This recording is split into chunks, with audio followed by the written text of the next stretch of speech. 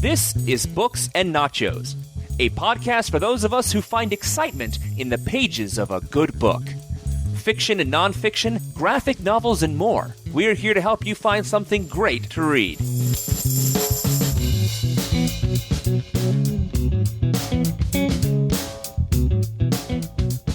Hello and welcome to Books and Nachos, the Venganza Media podcast about all things in print. I am your host, Stuart in LA, and this is our second entry in the Philip K. Dick book retrospective, which corresponds with our now playing movie retrospective of Philip K. Dick works. Right now, we're reviewing the movie Total Recall, and I'm about to take on the short story that inspired it. We Can Remember It For You Wholesale. It's only 20 pages, so you could probably click stop right now on this podcast, go read it, and come back and we can have the discussion. Obviously, with it only being 20 pages long, this is going to be spoiler-filled. There's no way for me to talk about 20 pages and not tell you beginning to end what happens. It was first published in 1966. I'm not entirely sure when it was written, but I'm going to presume that it was sometime around that. Philip K. Dick was also in the process of writing the last work we covered, Do Androids Dream of Electric Sheep, right around the same time. He was also experimenting with LSD. I think you can kind of get that sense of the idea of having a vacation you don't really have, in which you just sit in a chair and you have all of the memories. It definitely seems to play on some of his drug habit, and that becomes increasingly more prominent in his writings and his life throughout the decade. I'm sure by the time we get to Scanner Darkly, we will see him in the throes of a real full-on drug addiction. But for now, he's merely experimenting with it and having out-of-body experiences, struggling with debt, struggling with being a lowly writer, and yet having a career within the science fiction genre of being highly established. Well, let's get into it. If you're familiar with the movie, you know that Douglas Quaid is a muscle-bound construction worker dreaming of Mars.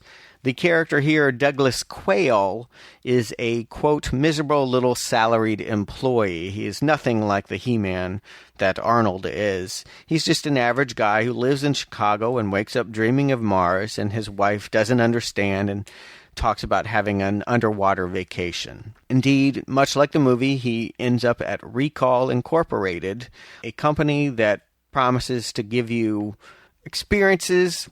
They call them extra-factual memory implants that are like reality and in some ways better than reality because they last. Memories fade. You can go on a trip and 2 years later not remember all the fine details. Here, the implants are so deep, you will remember them as clearly as the day you didn't have them. And they'll even give you 3D postcards and pictures just to cement the deal and give you a souvenir of the experience you never had but always wanted to. It's a temptation Quayle can't resist. How could he not? He keeps dreaming of this place. He can never afford to go to Mars. So how else is he going to do it but just throw down the money and get the implant? Well, much like the setup of the movie, once they get in there into his headspace and start putting in the trip to Mars, and he is also, I should said, requested a special package in which he's playing an undercover agent for Interplan.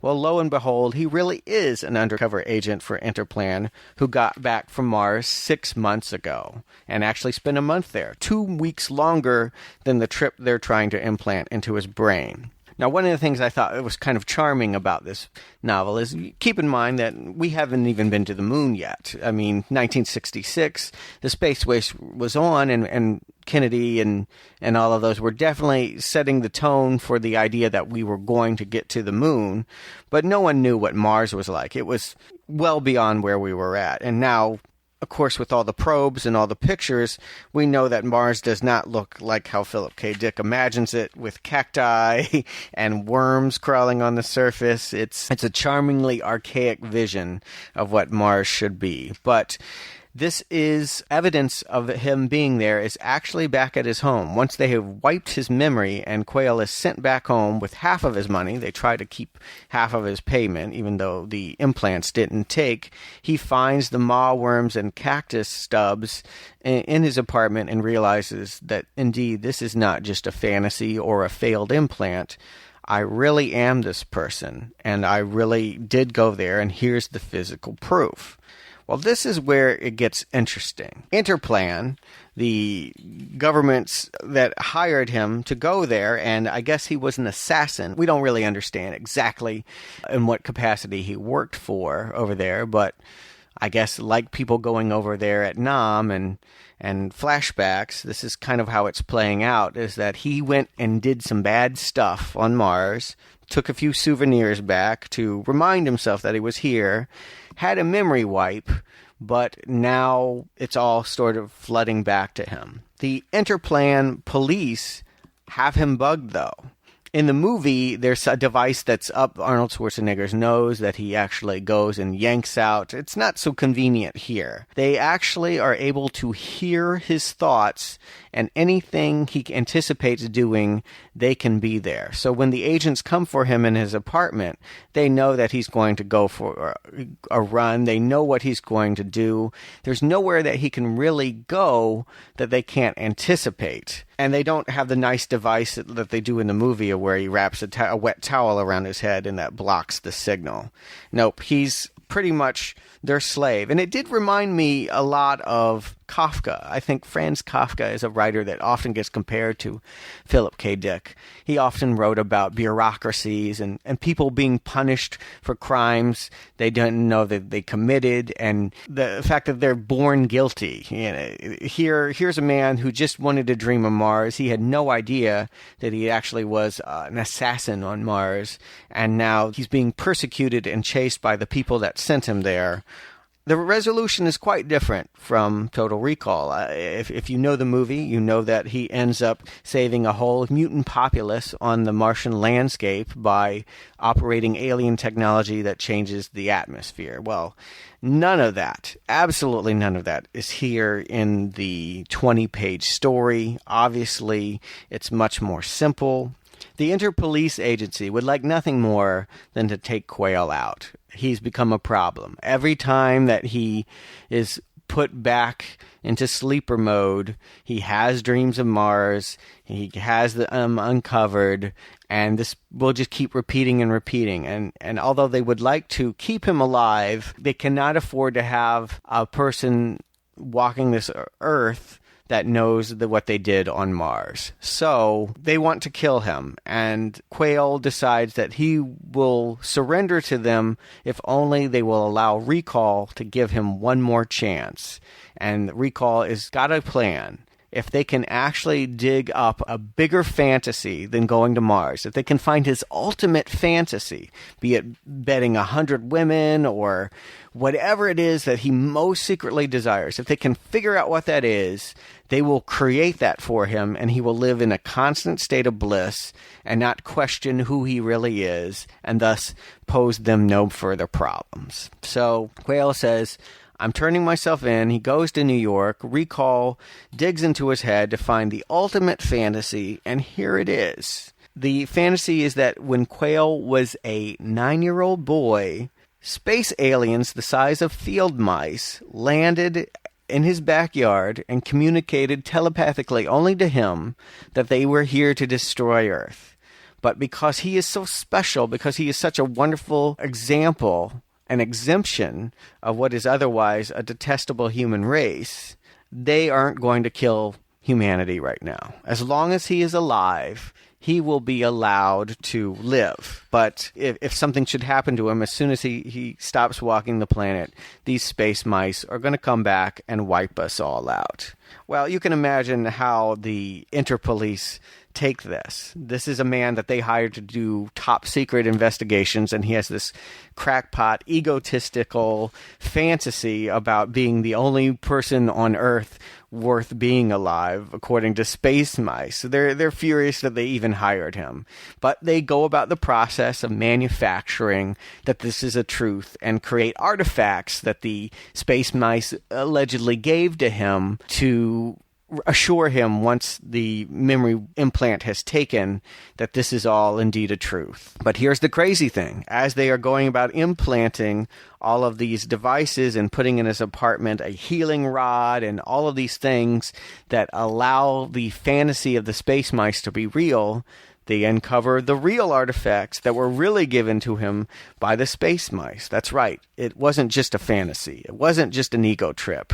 This boy really did encounter an alien life form that will eradicate humanity if he is to die. It is a twist ending in which, as much as the Interpolice would like to wipe out this problem person, they now realize that they have much bigger problems, and that whatever he was doing on Mars, whether he recovers that knowledge or not, they can never take him out or risk a galactic invasion.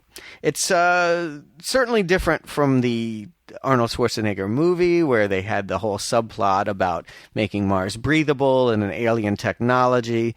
I think that works better for the movie. I think this is much more of a short pulp novel you would find in a science fiction magazine in the 1950s.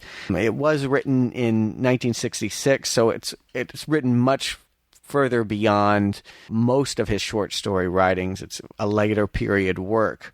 I like it a lot. I think it's got a goofy charm to it. And even though I think that the ending twist is maybe a little too easy, a little too obtuse, a little too M. Night Shyamalan even, I do really enjoy the whole premise of artificial memories, people uncovering who they are through their dreams. All of this is such rich story ideas. It's so core themes that play out again and again in Philip K. Dick movies for sure, and in the works that I've read. It's a perfect example of the kinds of story that Philip K. Dick does very, very well. And I do recommend, if you haven't read this, I think you will be charmed with the way that it is written, the revelations, the false senses of identity built on false senses of identity. It's a story that basically asks, who are you really, when every sense of identity is created for you, is dictated by someone else? A man who is given a cover by a police agency who told him who to kill, and who has been operating all this time as the guardian of the human race by space aliens. I mean, at no point is there free will. At no point is this man in charge of his own destiny. He is the sum total of what others have told him to be. And that is a sobering and fascinating concept to play out here in the short story form. And I'm sure we're going to see it again and again, like perhaps in our next chapter, which is called Second Variety, and it is the original work that inspired the movie Screamers. Now Playing is going to be looking at Screamers next week, and I'm going to be covering Second Variety here on Books and Nachos next week as well. I don't know much about either of the source material, so it'll be a surprise for me as much as it is for you guys. I hope you stick around and enjoy. It's only a 40-page story, so go ahead. That's your homework for this week. Go ahead and read the 40 pages, and I'll see you next week with Second Variety.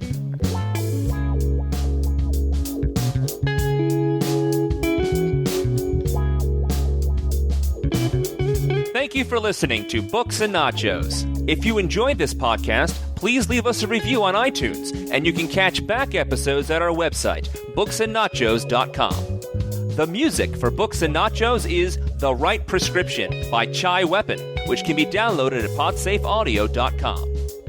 Books and Nachos is copyright 2010 Venganza Media Incorporated.